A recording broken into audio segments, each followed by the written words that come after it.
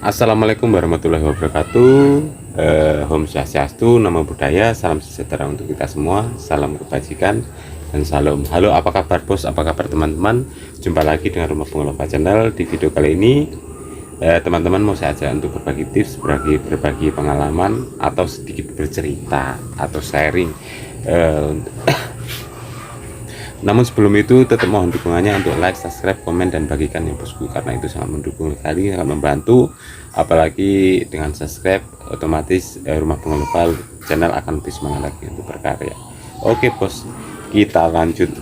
Di video kali ini teman-teman mau saya ajak untuk berbagi tips bagaimana caranya penjual tanaman hias itu kalau dikala sedang sepi atau sedang nggak laku seperti ini. Karena di Papua ini untuk tanaman hias sendiri belum menjadi kebutuhan pokok ya.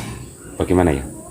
Apalagi seperti saya pedagang kecil seperti ini, kadang-kadang ada, kadang-kadang nggak ada, kadang-kadang laku, kadang-kadang nggak laku.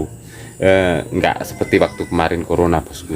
Kalau corona kemarin alhamdulillah hampir setiap hari itu ada yang laku, biarpun ada penyakit tapi alhamdulillah membawa berkah juga. Oke. Sekarang saya mau berbagi tips bagaimana kalau di saat nggak laku seperti ini untuk penjual tanaman hias. Tapi untungnya juga bosku, saya ini tanaman hias sampingan, jadi walaupun nggak laku namanya juga hobi, jadi tetap dirawat saja. Terus bagaimana cara rawatnya supaya nggak banyak pengeluaran atau mengurangi apa ya, supaya mengurangi biaya operasional. Kalau saya atau mungkin sebagian besar penjual tanaman hias seperti ini bosku, biasanya kan kita tanam di rak-rak atau misalnya di teras, di tempat bunga, ini namanya apa ya, greenhouse kan. Kalau di greenhouse atau di tempat-tempat yang teduh, otomatis untuk beberapa hari sekali kita menanam, atau apalagi kalau pas waktunya diperbanyak, akhirnya tempat pun nggak cukup. Mau nggak mau kan tetap kita perbanyak, walaupun kita harus mengeluarkan tenaga dan lain-lain untuk biaya operasionalnya bosku. Belibet bahasanya belibet ya, namanya bisa sambil belajar bosku. Biasanya trik dan caranya seperti ini. Kalau saya mungkin yang saya taruh di greenhouse ini, walaupun ini masih sedikit tapi lumayan juga kalau untuk penyiramannya, angkat itu, karena saya juga masih manual bosku, belum menggunakan pompa air untuk penyiramannya. Ada pompa air satu tapi masih gunakan, mau pasang lagi tapi masih berbagi dananya. Saya atau mungkin pada umumnya, untuk teman-temannya mohon maaf kalau ada yang salah. Umumnya kalau trik saya seperti ini. Misalkan sudah jadi banyak, yang lain tuh saya taruh di luar-luar. Kadang-kadang biarpun di pot saya taruh di luar, supaya apa, kadang-kadang kalau di luar itu bisa terkena, kalau pas hujan kena hujan, kalau panas ya cari yang tempat teduh lah, seperti ini. Ini paling tidak sudah mengurangi tenaga apa itu untuk penyiramannya. Dan yang lain-lain juga, apabila stoknya sudah terlalu banyak bosku, kadang-kadang waktunya perbanyak, tetap perbanyak kan. Saya lain tanah bosku. Kalau ditanam di tanah itu efisiennya begini. Kalau kita cuma terpaku ditanam di pot, mungkin nggak bagaimana ya. Kalau cuma di pot mungkin kita akan kewalahan untuk perawatan, sedangkan kondisi sekarang saat ini di tanaman hias masih sepi, masih kurang laku lah, khususnya untuk di Papua ini setelah corona hilang ini bosku. Jadi saya biasanya tanam di tanah-tanah seperti ini, ibaratnya seperti jadikan bunker, jadikan apa ya, dijadikan tabungan lah, dijadikan tabungan. Jadi intinya dia untuk dijadikan tabungan. Nanti suatu saat namanya tanaman hias kan naik turun, nanti suatu saat kalau naik kan kita tinggal panen, kita tinggal pindah pot, kita bisa jual seperti ini. Itu sudah mengurangi operasional yang sangat luar biasa, terutama untuk tenaga. Apalagi kalau tenaga masih tenaga sendiri. Seperti saya ini juga untuk tanaman hias kan, kelola sendiri, pasarkan sendiri, paling dibantu sama istri. Ibaratnya belum ada anak buah, jadi anak buah ya jadi bos. Yang penting disyukuri daripada nggak ada sama sekali. Seperti itu bosku triknya. Jadi lain ditanam di tanah, selain ditanam di pot beberapa, mungkin di greenhouse-nya cukupnya lah, sesuaikan tenaga kalau keadaan yang lagi sepi seperti ini. Dan setelah corona selesai ini, memang dampaknya sangat terasa sekali bagi penjual tanaman hias bosku.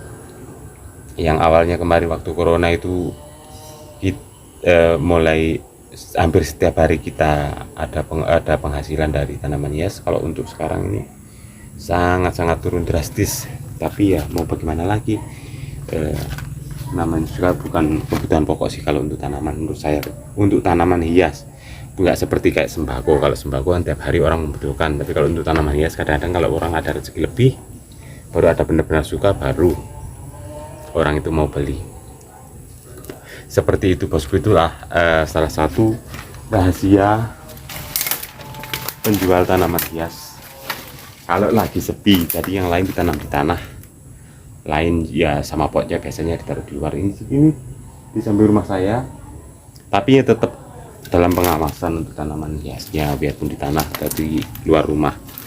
Karena untuk pengawasan atau perawatan kan yang jelas nggak terlalu rumit, cuma kadang-kadang kita lihat kalau ada rumputnya kita buang, kalau pas senggang.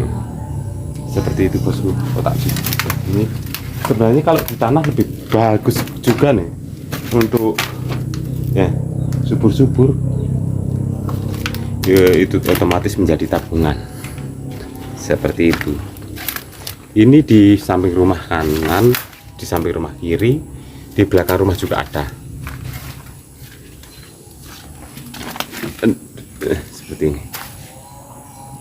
Kalau semuanya di pot, aduh, kita untuk penyiraman kadang-kadang nggak cukup satu hari, ya satu sore itu nggak cukup ya biasanya itu. Kalau untuk bougainville saya memang dari dulu jarangnya di pot, paling di polybag, rata-rata di polybag seperti ini. Rata-rata ini juga sudah membutuhkan perawatan, tapi untuk apa ya, untuk tenaganya sama tempatnya saya yang kurang lebar nih. Seperti ini untuk bougainville nggak tahu hubungannya juga lagi malu-malu, lagi sepi bosku. Seperti ini. Aduh, ini waktunya perawatan juga nih. Tapi kalau untuk di luar nggak terlalu memakan tenaga untuk perawatannya sih. Kalau apalagi di tanah, paling hanya kita lihat saja, kita bersihkan rumputnya saja. Seperti itu. Tapi untuk tanaman-tanaman seperti yang rawan-rawan seperti apa jenisnya, begonia ini nggak bisa kalau ditanam di liar. Kita harus pilih-pilih juga tanaman mana yang cocok, tanaman mana yang bisa dijadikan tabungan atau jadikan bangker untuk di tanaman tanah. Kalau tanaman yang rawan-rawan tetap nggak bisa, tetap di polybag. Seperti itu bosku. Ya namanya usaha, namanya hobi, yang penting ditekuni, insya Allah nggak akan ada ruginya, tetap hati senang.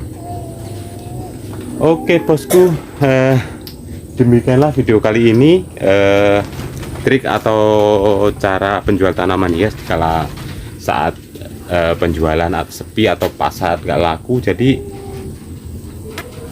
intinya yang lain ditaruh di luar atau ditanam di tanah, ibarat biar mengurangi tenaga untuk operasional, sekalian untuk tabungan. Misalkan suatu saat kalau ada buminya kan kita tinggal panen, lumayan Baru kalau di tanah kan nggak tak terhingga, ibaratnya enggak, maksudnya untuk panennya enggak sedikit lah,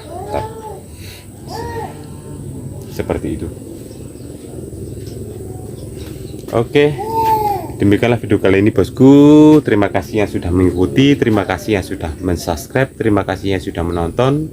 Semoga bermanfaat, mudah-mudahan menjadi referensi untuk teman-teman. Misalkan, oh iya, punya tanaman banyak, lain tak tanam di tanah biar nggak terlalu kiraman, seperti itu. Yang lain tak taruh di tanah biar untuk tabungan, besok suatu saat kalau pas booming atau pas laris jadi tinggal panen. Akhir kata, wassalamualaikum warahmatullahi wabarakatuh. Sampai jumpa di video-video berikutnya.